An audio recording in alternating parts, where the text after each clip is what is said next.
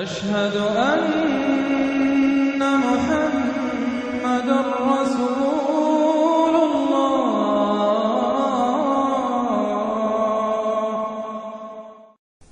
سورۃ لقمان۔ بسم اللہ الرحمن الرحیم۔ الف لام میم۔ تلک آیات الکتاب الحکیم۔ اس سورہ مبارکہ کی ابتدائی آیات جو ہیں وہ سورہ بقرہ کی ابتدائی آیات سے بہت مشابہ بھی ہیں، اور دوسرے یہ کہ اس میں ایک لطیف فرق ہے، وہ ابھی آپ کے سامنے آ جائے گا۔ تلک آیات الکتاب الحکیم ھدی ورحمۃ للمحسنین الذین یقیمون الصلاۃ ویؤتون الزکاۃ وہم بالآخرۃ ہم یوقنون اولئک علی ھدی من ربہم واولئک هم المفلحون۔ پانچویں آیت تو جو یہاں ہے وہی پانچویں آیت ٹھیک سورہ بقرہ کی ہے، اولئک علی ھدی من ربہم واولئک هم المفلحون۔ پہلی آیت الف لام میم یہاں ہے، پہلی آیت الف لام میم سورہ بقرہ کی بھی ہے۔ نوٹ کیجئے کہ وہاں آیا تھا ھدی للمتقین، یہ تقوی والوں کے لیے جن میں کوئی حق کی طلب ہے، جو چاہتے ہیں نیک راستے پر چلنا، جن میں طلب ہدایت ہے، ان کے لیے ہدایت ہے۔ یہاں ایک لفظ کا اضافہ کیا، اگلی منزل چونکہ بیان ہو رہی ہے، ھدی ورحمۃ للمحسنین، یہ جو بلند ترین منزل ہے، جو احسان کے مقام تک پہنچ جائیں، ان کے حق میں یہ صرف ہدایت ہے، ہدایت نہیں رحمت بھی ہے۔ تو یہاں تقابل اگر کریں گے، الف لام میم ذالک الکتاب لا ریب فیہ ھدی للمتقین، یہاں فرمایا تلک آیات الکتاب الحکیم، یہ ایک بڑی حکمت بڑی کتاب کی آیات ہے، اور یہ ہدایت ہے اور رحمت ہے محسنین کے حق میں۔ اور یہ محسنین جو ہے قرآن کی اصطلاح کے طور پر، جیسا کہ میں بیان کر چکا ہوں سورہ مائدہ میں، کہ یہ پہلا درجہ ہے اسلام، اس سے اوپر ایمان، اس سے اوپر احسان۔ اذا اتقوا وآمنوا وعملوا الصالحات ثم اتقوا وآمنوا ثم اتقوا واحسنوا واللہ یحب المحسنین، ان کے حق میں یہ قرآن رحمت ہے۔ الذین، اب ان کی یہ اوصاف ہیں جو نماز قائم رکھتے ہیں، ویؤتون الزکاۃ، وہاں ہے ومما رزقناہم ینفقون، یہاں باقاعدہ لفظ زکوٰۃ آ گیا، وہ زکوٰۃ دیتے رہتے ہیں، یا یہ کہ اپنے تزکیے کے لیے مسلسل کوشاں رہتے ہیں۔ وہم بالآخرۃ ہم یوقنون، اور آخرت پر ان کا پورا یقین ہے۔ اصل شے جو ہے جو انسان کے عمل اور کردار پر اثر انداز ہوتی ہے وہ ایمان بالآخرہ ہے۔ اولئک علی ھدی من ربہم، یہ لوگ ہیں ہدایت پر اپنے رب کی جانب سے، واولئک ھم المفلحون، اور یہی ہیں فلاح پانے والے۔ ومن الناس من یشتری لہو الحدیث لیضل عن سبیل اللہ بغیر علم، لوگوں میں سے کچھ ایسے بھی ہیں کہ جو کھیل کی باتیں خریدتے ہیں، کھیل کود، اور تاکہ لوگوں کی توجہ ادھر ہو جائے۔ اور یہ باقاعدہ کیا ہے نضر بن حارث جو رؤسائے قریش میں سے تھا، اور اس شخص کا معاملہ یہ تھا کہ یہ حضور کے شدید ترین مخالفین میں سے تھا۔ اس نے یہ کیا کہ یہ لوگ جو ہیں، چونکہ عربوں کے اندر ذوق تو تھا، ان کے ہاں اچھے شاعروں کی بڑی قدر تھی، خطبہ ادب جو ہے، فصاحت و بلاغت جو ہے اس سے ان کو دلچسپی تھی، قرآن مجید کی فصاحت اور بلاغت انہیں اپنی طرف کھینچتی تھی۔ وہ چاہتے تھے کہ یہ لوگ سنیں ہی نہ، تو وہ کہیں سے شام گیا اور وہاں سے کوئی گانا گانے والی ایک لونڈی لے آیا جو بہت اچھا گانا گاتی تھی، اور اس کی محفلیں اس نے منعقد کرانی شروع کر دی تاکہ لوگ آئیں یہاں پر اور یہ اس میں مگن رہیں، اور رات کا وقت وہاں لگائیں تو دن میں سوئیں۔ بہرحال کسی طریقے سے ان کی توجہات جو ہے اس کو محمد کی طرف سے ہٹا کر صلی اللہ علیہ وسلم تو ان چیزوں میں لگا دیا جائے۔ اور یہ اچھی طرح سمجھ لیجئے کہ اس وقت دنیا میں یہ کھیلوں کا معاملہ، سپورٹس کا، گیمز کا معاملہ، اور پورے ذرائع ابلاغ کے اوپر معلوم ہوتا ہے چھائی ہوئی شے یہ ہے۔ ٹی وی کے اوپر تو معلوم ہوتا ہے کہ دنیا کی اہم ترین شے جو ہے وہ یہ گیمز ہیں، ان کے ٹورنامنٹس ہیں، وہ وہاں ہو رہا ہے، یہاں ہو رہا ہے، وہاں ہو رہا ہے، یہاں ہو رہا ہے، یہ ٹینس کا ہے، یہ فلاں کا ہے، یہ تیراکی کا ہے، اور یہ گیم، اس لیے کہ اسی کو دیکھتے رہو۔ جو بھی وقت کوئی فارغ ہے، ظاہر بات ہے کہ کہیں ایسا نہ ہو کہ کہیں بیٹھے بیٹھے کہیں اچانک خیال ہی آ جائے کہ بھئی سوچے انسان میں ہوں کون، کہاں سے آیا ہوں، کہاں جا رہا ہوں، زندگی کا مال کیا ہے، مقصد کیا ہے، اپنی حالات کے بارے میں ہی سوچے، دنیا کدھر جا رہی ہے، قوم کدھر جا رہی ہے، ملک کدھر جا رہا ہے، نہیں، ان کو مست رکھو۔ وہ اقبال نے تو کہا تھا کہ ابلیس نے یہ کہا اپنے کارندوں سے کہ مست رکھو ذکر و فکر صبح گاہی میں اسے، اور پختہ تر کر دو مزاج خانقاہی میں اسے۔ اس سے اگلی بات ہے کہ جو آج دنیا کے ابلیسوں نے جو ایجاد کی ہے کہ یہ کھیل کود، اسی طریقے سے یہ ایکٹرز، یہ ڈرامے، اور پھر ان کے ایکٹرز اور ایکٹریسز کی زندگیاں، اور ان کے جو بھی سکینڈلز ہوں، جس طریقے سے کہ ان کو دنیا میں پھیلایا جا رہا ہے، تاکہ وہ نوجوان نسل بھی بس ان دلچسپی میں پڑی رہے۔ تو یہ ہے اصل میں وہ فلسفہ۔ وَمِنَ النَّاسِ مَن يَشْتَرِي لَهْوَ الْحَدِيثِ، کھیل کود کی چیزیں خریدتے ہیں وہ لوگ، لِيُضِلَّ عَن سَبِيلِ اللَّهِ، تاکہ اللہ کے راستے سے گمراہ کریں، بغیر علم کے۔ وَيَتَّخِذَهَا هُزُوًا، اور اللہ تعالیٰ کا جو معاملہ ہے اس کو یہ وہ ہنسی ٹھٹا بنا دیں۔ اولئک لہم عذاب مہین، یہ وہ لوگ ہیں کہ جن کے لیے اہانت آمیز عذاب ہے۔ وَإِذَا تُتْلَىٰ عَلَيْهِ آیاتنا وَلَّىٰ مُسْتَكْبِرًا، اور جب اسے سنائی جاتی ہیں ہماری آیات تو وہ ولّا اپنی قبر پیچھ موڑ کر چل دیتا ہے، مستکبرن استکبار کرتے ہوئے، کأن لم یسمعها، جیسے کہ اس نے سنی ہی نہیں، کان فی اذنیہ وقرا، گویا کہ اس کے کانوں میں کچھ ثقل ہے، بوجھ ہے، اس نے سنا ہی نہیں کیا محمد نے سنایا ہے۔ فبشرہ بعذاب علیم، یہ سارا جو ہے یہ اس نضر بن حارث کے لیے یہ آیات نازل ہوئی ہیں۔ تو اے نبی اس شخص کو دردناک عذاب کا آپ کی بشارت دے دیجیے۔ ان الذین آمنوا وعملوا الصالحات لہم جنات النعیم، یقیناً وہ لوگ جو ایمان لائے اور جنہوں نے نیک عمل کیے ان کے لیے نعمتوں بھرے باغات ہیں، خالدین فیہا، جس میں وہ ہمیشہ ہمیش رہیں گے۔ وعد اللہ حقا، یہ اللہ کا وعدہ ہے جو سچا ہے، پختہ ہے، اٹل ہے، حتمی ہے، یقینی ہے۔ وہو العزیز الحکیم، اور وہ زبردست ہے، حکمت والا۔ خلق السماوات بغیر عمد ترونہا، اس نے آسمان بنا دیے بغیر ستونوں کے جو تمہیں نظر آتے ہوں۔ وَأَلْقَىٰ فِي الْأَرْضِ رَوَاسِيَ أَن تَمِيدَ بِكُمْ، اور اس نے زمین میں ایسے لنگر ڈال دیے ہیں کہ تمہیں لے کر ایک طرف کو لڑک نہ جائے، جھک نہ جائے۔ وَبَثَّ فِيهَا مِن كُلِّ دَابَّةٍ، اور اس میں ہر طرح کے جانور جو ہیں پھیلا دیے ہیں۔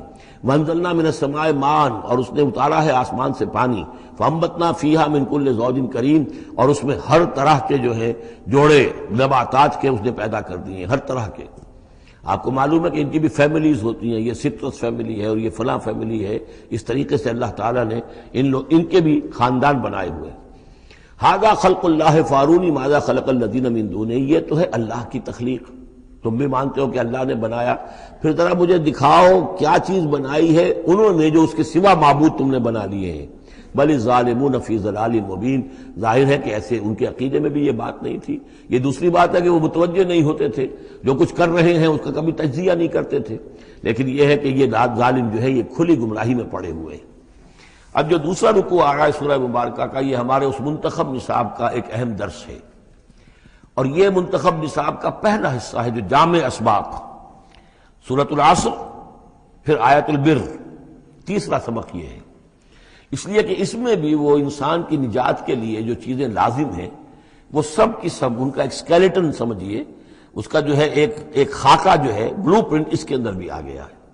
اور یہ اصل میں ایک ایسے شخص کی مثال ہے جو نہ خود نبی تھے نہ کسی نبی کے پیروکار تھے، لیکن وہی جو بات میں نے بارہا آپ سے عرض کی ہے کہ سلیم الطبع انسان، سلیم الفطرت انسان، اور سلیم العقل انسان، فطرت کج نہ ہوئی ہو، پرورٹڈ نہ ہو، اور انسان کی عقل جو ہے اس کے اوپر پردے نہ پڑ گئے ہوں، تو انسان کچھ حقائق تک خود پہنچ جائے گا چاہے کسی نبی کی دعوت اس تک نہ پہنچی ہو۔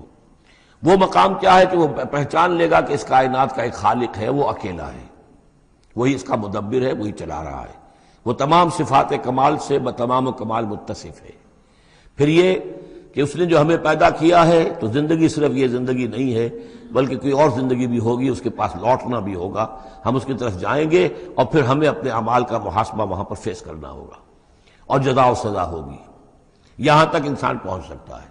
یعنی ایمان ابھی نہ کہیے، ایمان تو تصدیق کو کہتے ہیں، ایمان کا لفظ تو ہوتا ہے جبکہ نبی کی دعوت کی تصدیق کی جائے تو لفظ ایمان ہے، لیکن یوں سمجھیے کہ معرفت یا حکمت، معرفت اور حکمت کے یہ دو سٹیشنز ایسے ہیں کہ جس تک انسان پہنچ جاتا ہے بغیر وحی کی رہنمائی کے، اگر اس کی فطرت سلیم ہے، اس کی عقل سلیم ہے۔ اس کے بعد وہ سوال کرتا ہے، یہی میں نے سورہ فاتحہ میں آپ کو بتایا تھا کہ سورہ فاتحہ دعا ہے، لیکن کس شخص کی دعا ہے؟ عام آدمی کی دعا نہیں ہے۔ وہ ہمیں تلقین تو کی گئی ہے، نماز میں ہم وہی پڑھتے ہیں، لیکن اس میں پیش نظر کیا ہے کہ ایک شخص جو اپنی سلامتی طبع، سلامتی فطرت، سلامتی عقل سے یہاں تک تو پہنچ گیا کہ الحمدللہ رب العالمین الرحمن الرحیم مالک یوم الدین ایاک نعبد، یہاں تک تو وہ پہنچ گیا ہے۔ اے رب پھر تیری ہی بندگی کرنی چاہیے، تیری ہی مرضی پر چلنا چاہیے، لیکن تیری مرضی کس شے میں ہے یہ ہمیں معلوم نہیں، تو کس چیز سے راضی ہوتا ہے، کس سے ناراض ہوتا ہے یہ ہمیں معلوم نہیں۔ تیری بندگی کیسے کریں یہ ہمیں معلوم نہیں. تو اس سے آگے پھر ہے وہ جو اہدنا الصراط المستقیم، ایاک نعبد و ایاک نستعین اہدنا الصراط المستقیم. تو ایسی ایک شخصیت تھی حضرت لقمان کی. جہاں تک روایات ہیں ان سے معلوم ہوتا ہے کہ یہ حبشی النسل تھے. نوبیا ایک جگہ ہے کہ جو سوڈان اور یوں سمجھیے کہ مصر کے تقریباً درمیان یا سرحد پر ہے، وہاں یہ رہتے تھے اور کارپینٹر تھے. لیکن یہ کہ اللہ تعالیٰ ذہانت جس کو بھی چاہے دے دے، لیکن ان کے اندر اللہ تعالیٰ نے وہ ذہانت بھی دی تھی اور وہ سلامتی فکر، سلامتی عقل، سلامتی فطرت، سلامتی قلب، اس کے نتیجے میں وہ اس چیز تک پہنچ گئے تھے، توحید تک. اور اس کے ساتھ ہی یہ ہے کہ اعمال انسان کے جو ہیں وہ ضائع جانے والے نہیں ہیں، ان کا کوئی نہ کوئی بدلہ مل کر رہے گا. باقی یہ کہ جو چیزیں وہی سے معلوم ہوتی ہیں، جنت دوزخ، وہ تو ان کے تذکرہ نہیں ملے گا اس کے اندر. جو چیزیں، اور کسی رسول کا تذکرہ بھی نہیں ملے گا، اس لیے کہ وہ کسی رسول کے امتی ہوتے تو تذکرہ کرتے. یہاں انہوں نے جو اپنی ایک حکیم اور دانا انسان نے اپنے ساری عمر کے سوچ کا جو لب لباب ہے، خلاصہ ہے، حاصل ہے، وہ اپنے بیٹے کو اپنے انتقال کے وقت وصیت کی شکل میں منتقل کیا ہے. اور اس کو اللہ تعالیٰ نے قرآن میں نقل کر دیا. چونکہ ان کے اقوال کوٹ کیے جاتے تھے، جیسے ہم کوئی تقریر کرتے ہیں تو کبھی علامہ اقبال کا حوالہ دیتے ہیں، ان کا شعر کوٹ کر دیتے ہیں، کبھی کسی اور کا. تو یہ بھی اصل میں عرب میں خطباء اور شعراء جانتے تھے کہ یہ لقمان جو ہیں یہ بہت ہی حکیم اور دانا انسان تھے، اور ان کے اقوال جو ہیں کوٹ کیے جاتے تھے اشعار میں بھی اور خطبات میں بھی.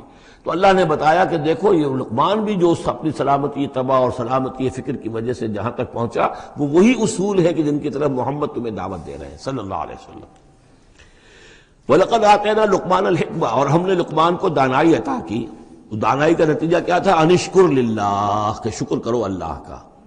دانائی کا تقاضا، فطرت کی سلامتی کا تقاضا کیا ہے؟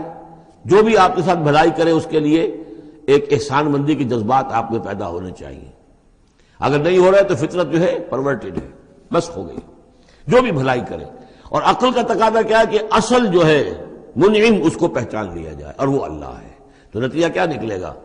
وہ سلامتی طبع جمع سلامتی عقل، تو اللہ کو پہچان لیا جائے اور کہا جائے الحمدللہ، جہاں سے قرآن مجید شروع ہوتا ہے. انشکر للہ، کہ شکر کرو اللہ کا. ومن یشکر فانما یشکر لنفسہ، جو کوئی بھی شکر کرتا ہے تو وہ شکر کرتا ہے اپنے ہی بھلے کے لیے، اپنے ہی فائدے کے لیے. ومن کفر فان اللہ غنی حمید، اور جو کفران نعمت کرتا ہے، ناشکری کرتا ہے، تو اللہ تو غنی اور حمید ہے. وَإِذْ قَالَ لُقْمَانُ لِابْنِهِ، اب یہاں سے حضرت لقمان کی وہ نصیحتیں ہیں جو انہوں نے اپنے بیٹے کو کی ہیں. یہاں مذکور نہیں ہے، لیکن مراد یہی ہے کہ انتقال کے وقت، جیسے کہ کوئی شخص دولت مند ہے تو وہ اپنے انتقال کے وقت اپنے بیٹوں کو، یا اگر بیٹا ایک ہی ہے تو اسے بتائے گا کس سے لینا ہے، کس کو دینا ہے، کیا حساب کتاب ہے، کہاں کہاں میرے ایسٹس ہیں. کوئی دفینہ ہے تو بھی بتائے گا کہ میرا وہاں فلاں جگہ پر دولت دفن ہے. ایک حکیم انسان کے پاس اصل شے اس کی ساری عمر کے غور و فکر کا جو حاصل ہے کہ میں نے جو کچھ سوچا ہے، میں نے جو کچھ بھی حاصل کیا ہے اپنی فطرت سلیمہ اور عقل سلیم کی رہنمائی میں، وہ میں تمہیں منتقل کر رہا ہوں. وَإِذْ قَالَ لُقْمَانُ لِابْنِهِ وَهُوَ يَعِظُهُ، یاد کرو جب کہ کہا لقمان نے اپنے بیٹے سے اور وہ اسے نصیحت کر رہے تھے. یا بنی لا تشرک باللہ، نمبر 1 اللہ کے ساتھ شرک مت کیجو. ان الشرک لظلم عظیم، یقیناً شرک بہت بڑا ظلم ہے، بہت بڑا ظلم ہے، سب سے بڑی ناانصافی. عربی زبان میں ظلم کہتے ہیں وضع شے فی غیر محلہ، کسی شے کو ہٹا کر اس کے اصل مقام سے ہٹا کر کہیں اور رکھ دینا، یہ ظلم ہے. اللہ خالق ہے تنہا، باقی سب مخلوق ہے. اب آپ نے مخلوق میں سے کسی کو اللہ کے برابر کر دیا، یا اللہ کو کسی اعتبار سے گرا کر مخلوق کے سب میں لا کے کھڑا کر دیا، تو اس سے بڑا شرک، اس سے بڑی ظلم، اس سے بڑی ناانصافی، اس سے بڑا ظلم کوئی نہیں. وَإِذْ قَالَ لُقْمَانُ لِابْنِهِ وَهُوَ يَعِظُهُ يَا بُنَيَّ لَا تُشْرِكْ بِاللَّهِ إِنَّ الشِّرْكَ لَظُلْمٌ عَظِيمٌ. اور اس کے بعد فوراً ہی اللہ تعالیٰ نے اپنی طرف سے ایک بات ایڈ کی ہے. یہ چوتھا مقام آ گیا ہے کہ جہاں اللہ کے حق کے فوراً بعد والدین کا حق. ظاہر بات ہے کہ حضرت لقمان کو یہ بات یعنی مناسب نہیں معلوم ہوئی کہ وہ اپنا حق بھی بیان کریں، لہذا اس کی تکمیل کر دی اللہ تعالیٰ نے. وَوَصَّيْنَا الْإِنسَانَ بِوَالِدَيْهِ، اور ہم نے وصیت کی انسان کو اس کے والدین کے بارے میں، اور والدین میں سے بھی خاص طور پر والدہ، اس لیے کہ زیادہ مشقت وہ جھیلتی ہے، زیادہ تکلیفیں بچوں کی پرورش میں ماں کو برداشت کرنی پڑتی ہے.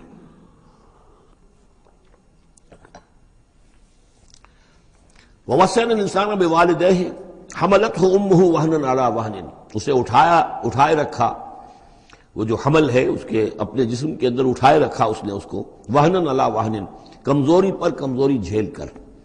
وفصالہ فی عامین، پھر اس کا دودھ چھڑانا ہوا 2 سال میں سے، پھر یہ کہ پہلے 9 مہینے تو جونک کی طرح اس کے جسم کے اندر خون چوستا رہا، اور اس کے بعد پھر جو ہے دودھ اس کا جو ہے پیا ہے تو وہ بھی اس کی توانائیاں اور اس کی قوت ہی ہے کہ جو دودھ کی شکل میں اس کے لیے غذا بنی ہے۔ انشکر لی ولوالدیک، کہ شکر کرو میرا اور اپنے والدین کا، الی المصیر، اور میری طرف تم کو لوٹ کر آنا ہے۔ اب دیکھیے جیسے میں نے وہاں عرض کیا تھا کہ سورہ عنکبوت میں اور اس میں بڑی مناسبت ہے ان دو میں، وہ مضمون اب یہاں بھی آ رہا ہے کہ اگر یہ 2 حق ٹکرا جائیں، ایک حق اللہ کا ہے شرک نہ کیا جائے، ایک حق والدین کے ساتھ حسن سلوک ہے، اب یہ ٹکرا گئے، والدین کہہ رہے ہیں شرک کرو، اب کیا کریں؟ وَإِن جَاهَدَاكَ عَلَىٰ أَن تُشْرِكَ بِي مَا لَيْسَ لَكَ بِهِ عِلْمٌ، اگر وہ تم سے جہاد کریں، تم پر دباؤ ڈالیں، تم سے لڑیں، تم سے جھگڑیں اور تمہیں مجبور کریں کہ تم شریک کرو اور شرک کرو میرے ساتھ ایسی چیز کا کہ جس کا تمہارے پاس کوئی علم نہیں ہے، فَلَا تُطِعْهُمَا، تم کا کہنا مت مانو۔ وہاں پر بھی یہ مضمون آ چکا، یہاں دوبارہ آ گیا کہ ان کے حقوق ایک حد تک ہیں، اس سے آگے بڑھ کر وہ اللہ کے حقوق پر ڈاکہ ڈالنے لگے، بازی بازی بارش بابا ہم بازی، ان کے حقوق اللہ کے حقوق کے برابر نہیں ہو سکتے، ان کے حقوق اللہ کے حقوق سے فائق نہیں ہو سکتے، اس کے نیچے نیچے ہیں، تو شرک نہیں۔ البتہ یہاں یہ ذہن میں رکھیے کہ شرک صرف بت پرستی کو نہیں کہتے، لا تشرک، شرک کی کوئی قسم بھی ہو۔ اب اللہ کے کسی ایک حکم کو اگر والدین کہتے ہیں توڑو، اس کا کیا مطلب ہے؟ یہ شرک کا حکم دے رہے ہیں، اس لیے کہ آپ نے والدین کے کہنے پر اللہ کے حکم کی خلاف ورزی کی، اس کا مطلب ہے کہ آپ نے مطاع اور معبود والدین کو بنا لیا۔ نفس کے کہنے پر آپ حرام کے اندر منہ مار رہے ہیں تو آپ کا جو حرام جو دولت ہے وہ آپ کا معبود ہے اور آپ کا نفس آپ کا معبود ہے۔ ارأیت من اتخذ الہہ ہواہ، کیا تم نے دیکھا اس شخص کو جس نے اپنی خواہش و نفس کو اپنا معبود بنا لیا؟ تو شرک کا مفہوم جو ہے اس کا پورا وسیع مفہوم، اور جیسا کہ اس سے پہلے بھی تذکرہ ہو چکا ہے، اس پر الحمدللہ کہ میں نے تقریباً 20 سال پرانی بات ہے یہ کہ میں نے اقسام حقیقت و اقسام شرک پر 6 گھنٹے کے کیسٹس جو ہیں میرے وہ ریکارڈڈ ہیں اور موجود ہیں۔ تو اس حوالے سے اس کو یہ نہیں سمجھنا چاہیے کہ شرک سے مراد صرف بت پرستی ہے۔ وَإِن جَاهَدَاكَ عَلَىٰ أَن تُشْرِكَ بِي مَا لَيْسَ لَكَ بِهِ عِلْمٌ فَلَا تُطِعْهُمَا، لیکن دیکھیے یہ ہے اللہ تعالیٰ کی تعلیم، اس کے اندر کیا توازن ہے۔ اس کا یہ مطلب نہیں ہے کہ والدین کے سارے حقوق ہی ساقط ہو گئے۔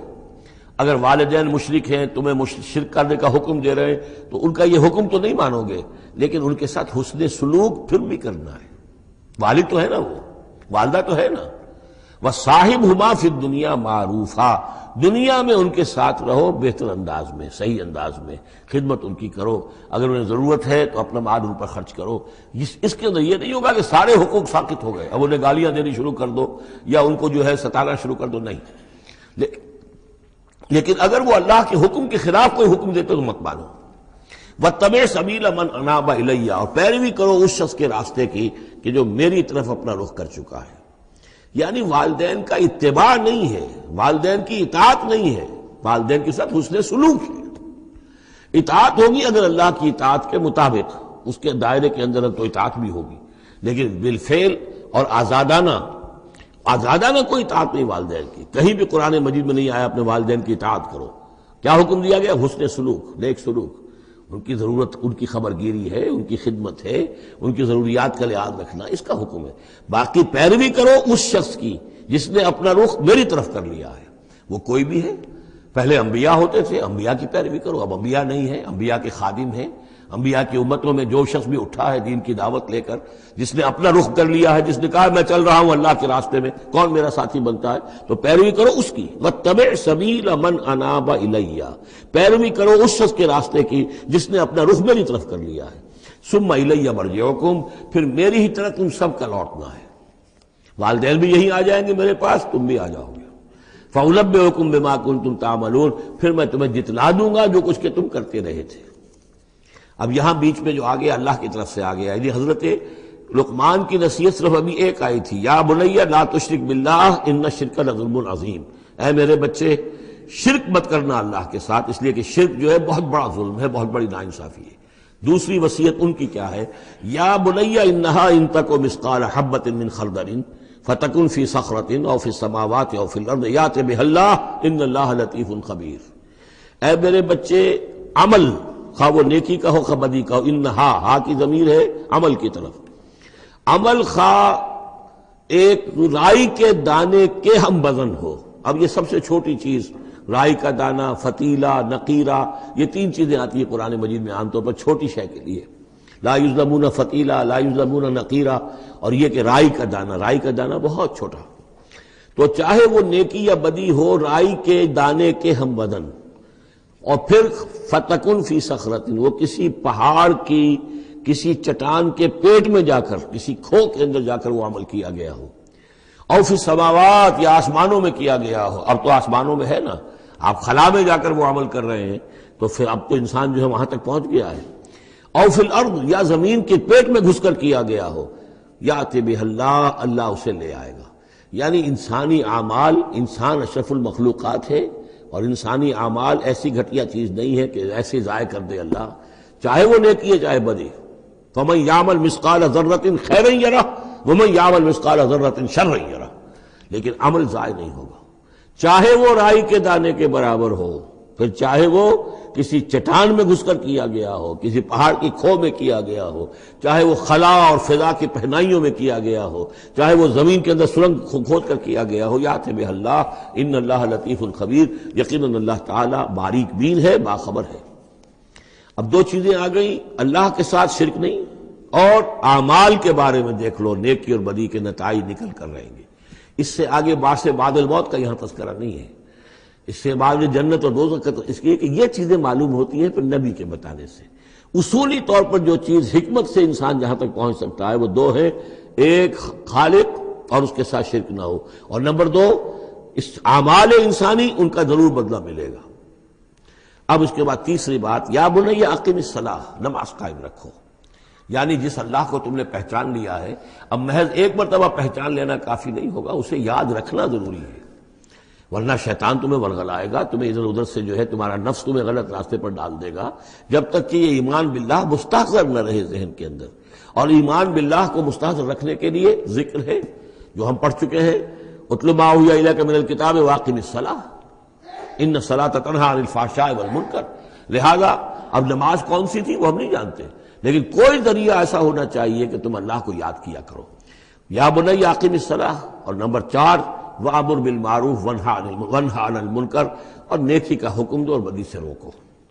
یہ بھی تمہاری ذمہ داریوں میں سے ہے، یہ بھی انسان کی، یوں سمجھیے کہ اس کی انسانیت، اس کی شرافت، اس کی مروت کا تقاضا ہے کہ وہ اپنے جو ابنائے نو ہیں، جو بھی انسان ہیں، ان کی بھلائی کے لیے کوشاں ہوں، اور سب سے بڑی بھلائی ان کی اور سب سے بڑی خدمت یہی ہے کہ انہیں برائیوں سے روکا جائے اور بھلائیوں کی دعوت دی جائے۔ وَاصْبِرْ عَلَىٰ مَا أَصَابَكَ، اور یہ بھی جان لو کہ اگر یہ امر بالمعروف نہی عن المنکر کرو گے تو تکلیفیں آئیں گی، مصیبت آئیں گی۔ پسند تو کسی کو نہیں ہے کہ آپ اس پر تنقید کریں۔ اگر آپ کسی بچے کو بھی سڑک پر کھیل رہا ہو، گلی میں کھیل رہا ہو، اگر آپ اس سے کہہ دیں کہ بیٹے یہ کوئی کرکٹ کھیلنے کی جگہ نہیں ہے، کسی کی گاڑی کا شیشہ توڑو گے تم، تو آپ دیکھ لیجئے پھر کیا آپ کا وہ اس کو کیا جواب دے گا آپ کو۔ اسی لیے آپ بولتے ہی نہیں ہیں کہ اپنی عزت لے کر وہاں سے نکل جائیں۔ تو کسی کو بھی نصیحت پسند نہیں ہے، حق کڑوا ہے، لہذا اب اگر حق کہنا ہے اور نصیحت کرنی ہے تو پھر تیار رہو کہ وہ ممکن ہے تمہیں پلٹ کر گالی دے دے، وہ کہے کہ تم پہلے ذرا اپنے دامن کو دیکھو تمہارے کتنے دھبے ہیں۔ اب جو بھی ہو برداشت کرو، اور اگر کوئی بڑی بات ہے، اگر فرعون کے سامنے جا کر حق کہو گے تو وہ تو کہے گا کہ میں تمہیں جیل میں ڈالوں گا۔ تو اس طریقے سے یہ وَاصْبِرْ عَلَىٰ مَا أَصَابَكَ، پھر جو شے بھی تم پر آئے اس پر صبر کرو، إِنَّ ذَلِكَ مِنْ عَزْمِ الْأُمُورِ، یقیناً یہ چیزیں ہیں جو بڑی ہمت کے کاموں میں سے۔ گویا کہ وہ چاروں چیزیں اس میں آ گئی، وَالْعَصْرِ إِنَّ الْإِنسَانَ لَفِي خُسْرٍ إِلَّا الَّذِينَ آمَنُوا وَعَمِلُوا الصَّالِحَاتِ وَتَوَاصَوْا بِالْحَقِّ وَتَوَاصَوْا بِالصَّبْرِ۔ یہاں اصطلاحات ذرا علیحدہ ہو گئی، تواصی کے بجائے امر بالمعروف نہی عن المنکر آ گیا، صبر جو کا تو ہے، باقی ایمان اور وہ تمام چیزیں، اعمال صالحہ میں سے نماز آ گئی، والدین کے ساتھ حسن سلوک آ گیا۔ آخری دو آیتیں ہیں وَلَا تُصَعِّرْ خَدَّكَ لِلنَّاسِ، اور دیکھو اپنے گالوں کو پھلا کر مت رکھو لوگوں کے سامنے، یعنی تکبر اور غرور، اس انداز میں رہنا۔ وَلَا تَمْشِ فِي الْأَرْضِ مَرَحًا، اور تم زمین میں اکڑ کر نہ چلو۔ ان اللہ لا يحب كل مختال فخور، یقیناً اللہ تعالیٰ کو جو اکڑنے والے ہیں، اور یہ مختال بنا ہے خیل سے، خیل کہتے ہیں گھوڑے کو، گھوڑے کی چال میں ایک تمکنت ہوتی ہے، تو جب انسان بھی بڑی تمکنت کے ساتھ چلتا ہے تو وہ گویا کہ اختیال بن گیا۔ لا يحب كل مختال فخور، شیخی خورے، فخر کرنے والے، اکڑنے والے اللہ کو پسند نہیں ہے۔ یہ مضمون سورہ بنی اسرائیل میں بھی آ چکا ہے۔ وَلَا تَمْشِ فِي الْأَرْضِ مَرَحًا إِنَّكَ لَن تَخْرِقَ الْأَرْضَ وَلَن تَبْلُغَ الْجِبَالَ طُولًا، تم کتنا ہی پاؤں مار کر چلو ہماری زمین کو پھاڑ نہیں سکتے، اور کتنی گردن اکڑا لو، اونچے ہو جاؤ، سینہ تان لو اور اوپر ترا بھی چڑھا لو، لیکن یہ کہ تم پہاڑوں کی اونچائی تک نہیں پہنچ سکتے۔ آخری بات فرمائی وقصد فی مشیک، اپنی چال میں میانہ روی اختیار کرو۔ یہ میانہ روی ہر اعتبار سے، چال میں بھی، خرچ میں بھی، والذین اذا انفقوا لم یسرفوا ولم یقتروا وکان بین ذلک قواما، یہ ایک بچور شخصیت کا کہ اس کے اندر ہر اعتبار سے معلوم توازن ہو، انتہا پسندی کسی بھی اعتبار سے نہ ہو۔ وقصد فی مشیک واغضض من صوتک، اور اپنی آواز کو پست رکھو۔ اس کا مطلب کیا ہے کہ کہیں کوئی آرگومنٹ ہے کہ جھگڑا ہو گیا ہے تو آواز کو بلند کرنے کی کوشش نہ کرو، بات اپنی کرو۔ عام طور پر یہ ہوتا ہے کہ جب آدمی دیکھتا ہے کہ میری دلیل تو کمزور پڑ گئی تو پھر وہ اپنی آواز کی والیوم بڑھا کر کوشش کرتا ہے کہ کمپنسیٹ کرے کہ دلیل عقلی اعتبار سے تو کمزور ہے لیکن میری آواز جو ہے وہ اس کے اندر وزن پیدا کر دے۔ وَلَا وَغْضُضْ مِنْ صَوْتِكَ، اور دیکھو إِنَّ أَنْكَرَ الْأَصْوَاتِ لَصَوْتُ الْحَمِيرِ، آواز جو گدھے کی ہوتی ہے وہ ڈھیچو ڈھیچو جب کرتا ہے تو بلند تو وہ بہت ہوتی ہے لیکن کس قدر ناپسندیدہ آواز ہے، کتنی ناپسندیدہ آواز ہے۔ تو آواز کی بلندی کوئی حسن نہیں ہے، اصل تو یہ شے ہے کہ آپ جو بات کہیں وہ وزنی ہو، وہ دلیل کے ساتھ ہو، اور وہ آپ اپنی بات کو منوا سکیں اس کے حوالے سے۔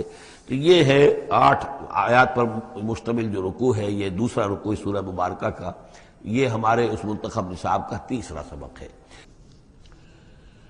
أَلَمْ تَرَوْا أَنَّ اللَّهَ سَخَّرَ لَكُم مَّا فِي السَّمَاوَاتِ وَمَا فِي الْأَرْضِ وَأَسْبَغَ عَلَيْكُمْ نِعَمَهُ ظَاهِرَةً وَبَاطِنَةً وَمِنَ النَّاسِ مَن يُجَادِلُ فِي اللَّهِ بِغَيْرِ عِلْمٍ وَلَا هُدًى وَلَا كِتَابٍ مُنِيرٍ صدق اللہ العظیم۔ کیا تم نے دیکھا نہیں کہ اللہ تعالیٰ نے تمہارے لیے مسخر کر دیا ہے جو کچھ کے آسمانوں میں ہے اور جو کچھ کے زمین میں ہے، یعنی یہ کہ آسمان کے اندر سورج ہے، چاند ہے، یہ سب تمہاری ضرورتیں بہم پہنچانے میں لگے ہوئے ہیں۔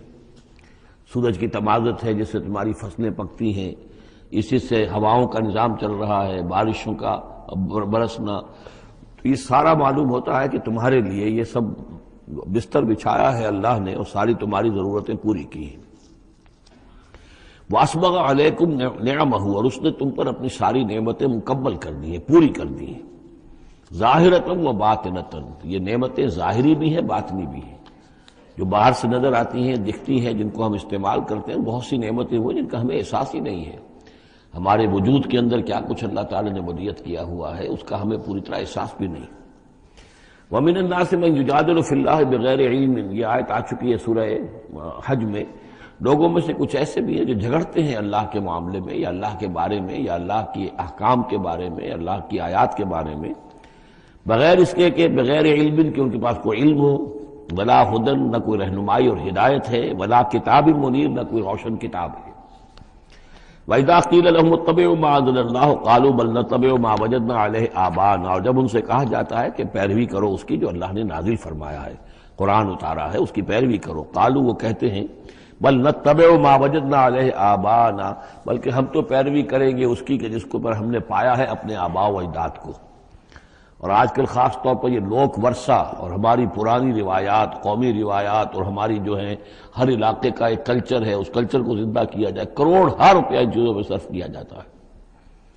اولو کان الشیطان یدعوہم الی عذاب السعیر، خواہ شیطان ان کو پکار رہا اور بلا رہا ہو، یہ جو باتیں بنا رہے ہیں در حقیقت یہ شیطان کی دعوت اور اس کی تبلیغ ہے در حقیقت جس کو انہوں نے قبول کیا ہے۔ یدعوہم الی عذاب السعیر، اور وہ انہیں بلا رہا ہے اس جہنم کے عذاب کی طرف۔ وَمَن يُسْلِمْ وَجْهَهُ إِلَى اللَّهِ وَهُوَ مُحْسِنٌ، اور جس شخص نے اپنا چہرہ اللہ کے سامنے جھکا دیا، تابع فرمان کر دیا اپنے چہرے کو الی اللہ، اللہ کی جانب، وَهُوَ مُحْسِنٌ، اور وہ احسان کی روش اختیار کرے، فَقَدِ اسْتَمْسَكَ بِالْعُرْوَةِ الْوُثْقَىٰ، تو اس نے تو مضبوط تھام لیا ہے مضبوط کنڈے کو، اس کا ہاتھ پڑ گیا ہے۔ یہ سورہ بقرہ میں بھی یہ الفاظ آئے تھے آیت الکرسی کے فوراً بعد۔ فَمَن يَكْفُرْ بِالطَّاغُوتِ وَيُؤْمِن بِاللَّهِ فَقَدِ اسْتَمْسَكَ بِالْعُرْوَةِ الْوُثْقَىٰ وَإِلَى اللَّهِ عَاقِبَةُ الْأُمُورِ، اور تمام معاملات کا انجام آخر کار اللہ ہی کے ہاتھ میں ہے، اللہ ہی تک اس کو لوٹا دیا جائے گا۔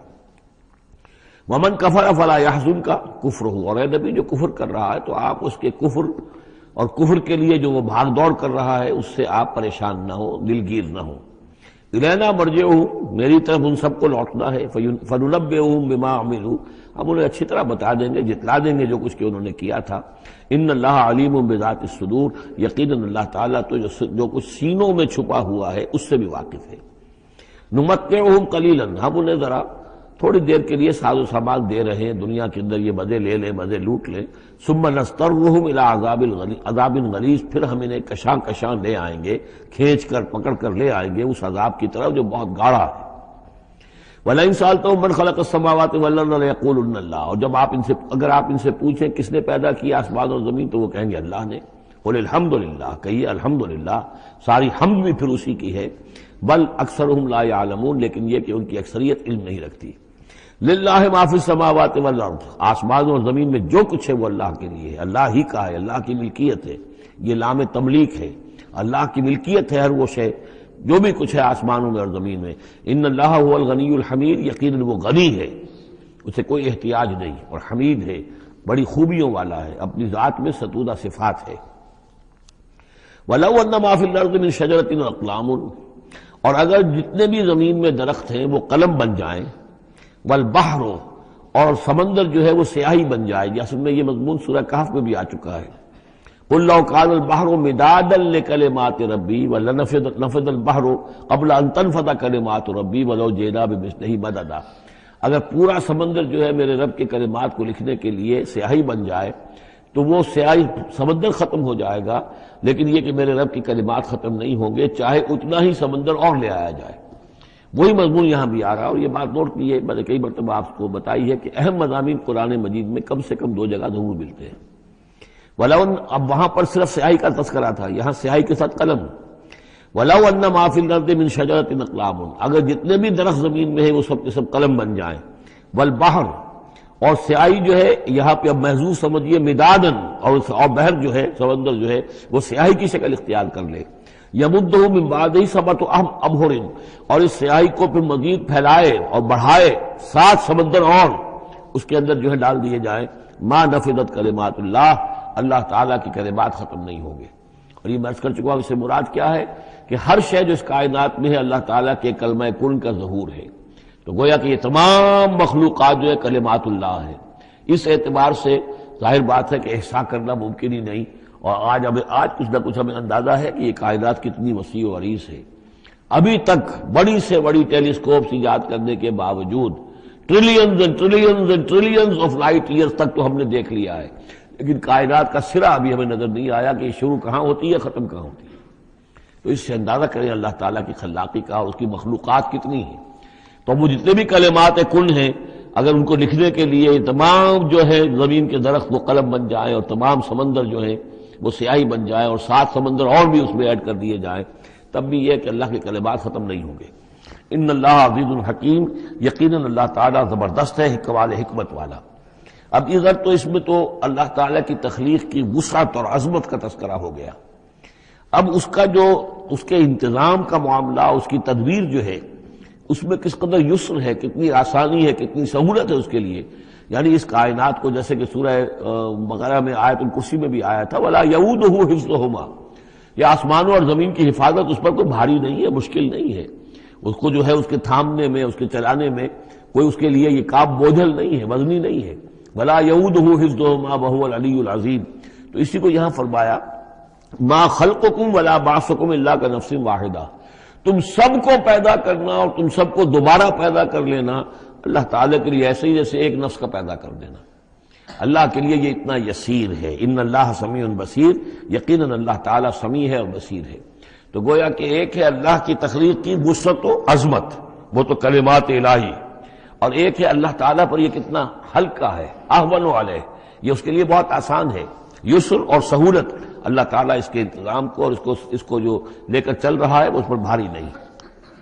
الم تر ان اللہ یولج اللیل فی النہار، کیا تم دیکھتے نہیں کہ اللہ تعالیٰ رات کو پرو لاتا ہے دن میں، ویولج النہار فی اللیل، اور دن کو پرو لاتا ہے رات میں۔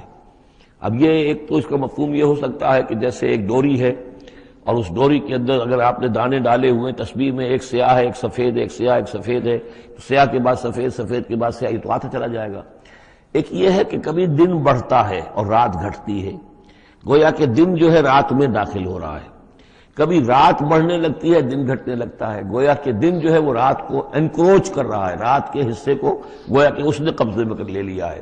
تو اس طریقے سے اللہ تعالیٰ پھرو دیتا ہے رات کو دن میں، دن کو رات میں۔ وَسَخَّرَ الشَّمْسَ وَالْقَمَرَ، اور اس نے مسخر کر دیا ہے سورج کو اور چاند کو۔ كُلٌّ يَجْرِي إِلَىٰ أَجَلٍ مُّسَمًّى، یہ سب کے سب چل رہے ہیں ایک وقت معین تک کے لیے۔ وَأَنَّ اللَّهَ بِمَا تَعْمَلُونَ خَبِيرٌ، اور یقیناً اللہ تعالیٰ جو کچھ کہ تم کر رہے اس سے باخبر ہے۔ ذَلِكَ بِأَنَّ اللَّهَ هُوَ الْحَقُّ، یہ اس لیے کہ اللہ حق ہے۔ وَأَنَّ مَا يَدْعُونَ مِن دُونِهِ الْبَاطِلُ، اور یہ کہ جس کو یہ پکار رہے ہیں اللہ کے سوا وہ سب باطل ہیں، ان کی کوئی حقیقت ہی نہیں۔ باطل اس کو کہتے ہیں جو نظر تو آئے ہو نہ، کوئی حقیقت اس کی نہ ہو، جیسے شراب، پانی نظر آتا ہے لیکن پانی ہے نہیں۔ وَأَنَّ اللَّهَ هُوَ الْعَلِيُّ الْكَبِيرُ، اور یقیناً اللہ تعالیٰ ہی ہے سب سے بلند و بالا اور سب سے بڑا اور عظمت والا۔ أَلَمْ تَرَ أَنَّ الْفُلْكَ تَجْرِي فِي الْبَحْرِ بِنِعْمَتِ اللَّهِ لِيُرِيَكُم مِّنْ آيَاتِهِ، کیا تم دیکھتے نہیں کہ کشتیاں چلتی ہیں سمندر میں یا دریا میں اللہ کی نعمتوں کو لے کر؟ ظاہر بات ہے ٹرانسپورٹ جو ہوتی تھی پہلے بہت بڑی، وہ سمندروں میں کشتیوں سے، دریاؤں میں بھی۔ لِيُرِيَكُم مِّنْ آيَاتِهِ، تاکہ وہ تمہیں دکھائے اپنی آیات میں سے۔ إِنَّ فِي ذَلِكَ لَآيَاتٍ لِكُلِّ صَبَّارٍ شَكُورٍ، یقیناً اس میں آیات ہیں، لیکن کس کے لیے؟ ان سب لوگوں کے لیے جو صبر کرنے والے ہیں، شکر کرنے والے ہیں۔ صبار یہ بھی مبالغے کا صیغہ ہے، فعال کے وزن پر، بہت صبر کرنے والا۔ شکور فعول کے وزن پر ہے، بہت زیادہ شکر کرنے والا۔ وَإِذَا غَشِيَهُم مَّوْجٌ كَالظُّلَلِ، اور جب یہ کبھی سمندر میں ہوتے ہیں اور ان کے اوپر ایک موج چڑھتی ہے اور ڈھانپ لیتی ہے انہیں جیسے کہ بادل ہو، ایسی موج آ رہی ہے کہ گویا کہ وہ تمہارے اوپر سے گزر جائے گی۔ دعوا اللہ مخلصین لہ الدین، تو وہ پکارنے لگتے ہیں اللہ کو اسی کے لیے اپنی اطاعت کو خالص کرتے ہوئے۔ فلما نجاہم الی البر، اور جب اللہ انہیں نجات دے کر لے آتا ہے خشکی پر، فمنہم مقتصد، تو ان میں سے کچھ وہ لوگ ہیں کہ جو بیچ کی چال پر چلتے ہیں، یعنی یہ کہ اکثر و بیشتر جو ہیں وہ پھر شرک کی راہ اختیار کر لیتے ہیں۔ وما یجحد بآیاتنا الا کل ختار کفور، اور ہماری آیات کا انکار نہیں کرتے مگر وہی جو قول کے جھوٹے ہیں اور ناشکرے ہیں۔ یا ایھا الناس اتقوا ربکم واخشوا یوما، اے لوگوں اپنے رب کا تقوی اختیار کرو اور ڈرو اس دن سے، لا یجزی والد عن ولدہ، جس دن کوئی والد اپنے بیٹے سے کسی شے کو دور نہیں کر سکے گا، بچا نہیں سکے گا کسی بھی چیز سے، ولا مولود هو جاز عن والدہ شیئا، اور نہ ہی بیٹا جو ہے وہ اپنے باپ سے کوئی شے دور کر سکے گا، کوئی کسی کے کام نہیں آئے گا، نہ باپ بیٹے کے نہ بیٹا باپ کے، تو باقی سارے رشتے جو ہیں وہ تو اس کے بعد ثانوی ہیں۔ ان وعد اللہ حق، یہاں وہ آیت بھی یاد آ گئی ہوگی آپ کو، یا بنی اسرائیل اذکروا نعمتی التی انعمت علیکم انی فضلتکم علی العالمین واتقوا یوما لا تجزی نفس عن نفس شیئا ولا یقبل منها شفاعۃ ولا یؤخذ منها عدل ولا هم ينصرون۔ یا ایھا الناس اتقوا ربکم واخشوا یوما لا یجزی والد عن ولدہ ولا مولود هو جاز عن والدہ شیئا ان وعد اللہ حق، اللہ کا وعدہ سچا ہے، شدنی ہے، اٹل ہے، ہو کر رہے گا، قیامت آ کر رہے گی، جزا و سزا ہو کر رہے گی۔ فلا تغرنکم الحیات الدنیا، تو دیکھو تمہیں نہ دھوکے میں ڈال دے یہ دنیا کی زندگی، تم اسی کے اوپر ریجھ جاؤ، اسی میں مگن ہو جاؤ، اسی میں گم ہو جاؤ، تو گویا کہ یہ تمہارے لیے پھر دھوکے کی ٹٹی بن گئی کہ اصل زندگی سے تمہیں جو ہے ذہناً جو ہے اس نے غافل کر دیا۔ ولا یغرنکم باللہ الغرور، اور دیکھنا وہ دھوکے باز تمہیں اللہ تعالیٰ کی شان غفاری کے حوالے سے دھوکہ نہ دے۔ یہ شیطان آ کر یہ بھی کہتا ہے کہ اللہ تو بڑا غفار ہے، تم نے کیا کیا، کچھ چھوٹے سے گناہ تھوڑے سے کیے، اللہ کی مغفرت تو بہت وسیع ہے، خامخواہ کاہے کو گھبراتے ہو، کاہے کو توبہ کرتے ہو۔ تو یہ جو ہے اللہ کی رحیمی، اللہ کی شان غفاری کا حوالے سے دھوکے میں دینا انسان کو۔ ولا یغرنکم باللہ الغرور ان اللہ عندہ علم الساعہ، اللہ ہی ہے کہ جس کے پاس ہے قیامت کا علم کہ قیامت کب آئے گی۔ ساعہ اور قیامہ، اس کے فرق کو ذہن میں رکھیے۔ گھڑی وہ معین گھڑی جبکہ زلزلہ ہوگا اور یہ اجرام سماویہ جو ہیں وہ ایک دوسرے سے ٹکرائیں گے اور پہاڑ جو ہے روئی کے گالوں، یہ ساعہ ہے جس میں کہ ہلاکت ہوگی دنیا کی آخری۔ اور پھر باس بادل موت کے بعد جو دن آنا ہے وہ قیامہ ہے۔ قیام کہتے ہیں کھڑے ہونے کو، اس دن کھڑے ہوں گے لوگ اور حاضر ہوں گے اپنے رب کے حضور میں۔ تو عام طور پر ہم قیامت کا لفظ جب بولتے ہیں تو ساعت کی جگہ پر بولتے ہیں۔ قرآن کی جو پرٹیکولر اپنی ٹرمینالوجی ہے اس میں یہ ساعہ ہے، وہ گھڑی کہ جس میں ہلچل ہوگی اور یہ جو بھی کچھ ہونا ہے جس کا کہ نقشہ کھینچا گیا، القاریہ والقاریہ وما ادراک ما القاریہ، یہ ہے الساعہ۔ لیکن پھر جب بعث بعد الموت کے بعد جب کھڑے ہونا ہے قبروں سے نکل کر اللہ کے حضور میں، تو یہ ہوگا قیامہ، کھڑے ہونے کا دن۔ ان اللہ عنده علم الساعہ، وہ ساعت کب آئے گی اس کا علم صرف اللہ کے پاس ہے۔ وَيُنَزِّلُ الْغَيْثَ، وہی بارش برساتا ہے۔ وَيَعْلَمُ مَا فِي الْأَرْحَامِ، وہ جانتا ہے جو کچھ کے رحموں میں ہے، ماں کے پیٹ میں کیا ہے وہ جانتا ہے۔ وَمَا تَدْرِي نَفْسٌ، اور کوئی جان نہیں جانتی ماذا تکسب غدا، کہ کل وہ کیا کمائی کرے گی۔ وَمَا تَدْرِي نَفْسٌ، اور کوئی جان نہیں جانتی بِأَيِّ أَرْضٍ تَمُوتُ، کہ کس زمین میں اس کی موت واقع ہوگی۔ ایک شخص ہے اپنے ملک سے صرف چند دن کے لیے کہیں باہر گیا، وہیں انتقال ہو گیا، اسے کبھی گمان بھی نہیں ہو سکتا تھا۔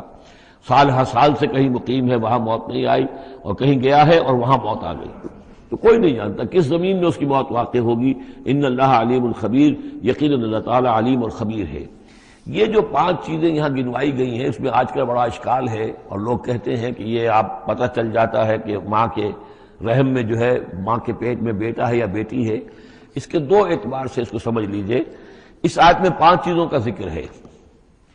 پہلی چیز میں حصر کا اسلوب ہے کہ یہ چیز صرف اللہ کو معلوم ہے، اگرچہ یہاں یہ نہیں لکھا ہوا ہے کہ اللہ کے سوا کوئی نہیں جانتا، پھر بھی چونکہ حصر کا اسلوب ہے، ان اللہ عنده علم الساعہ، یقیناً اللہ ہی ہے جس کے پاس ہے قیامت کا علم، ساعت کا علم۔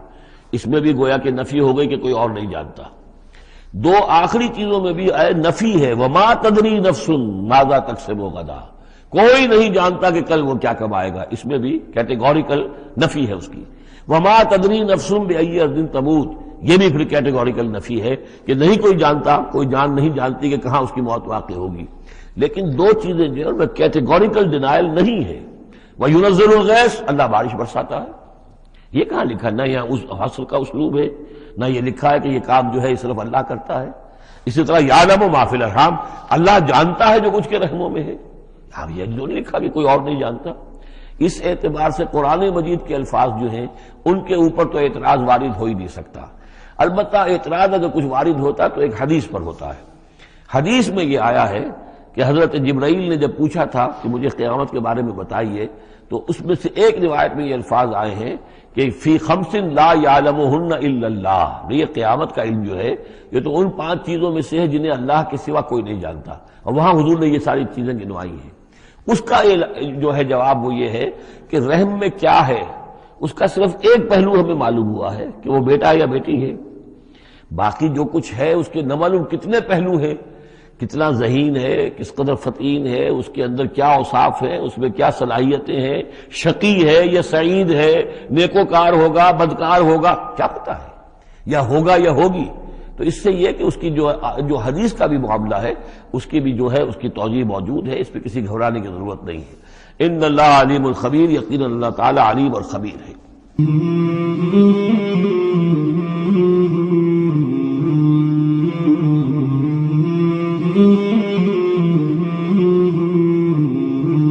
مولاي صل وسلم دائما أبدا على حبيبك خير الخلق كلهم، مولاي صل وسلم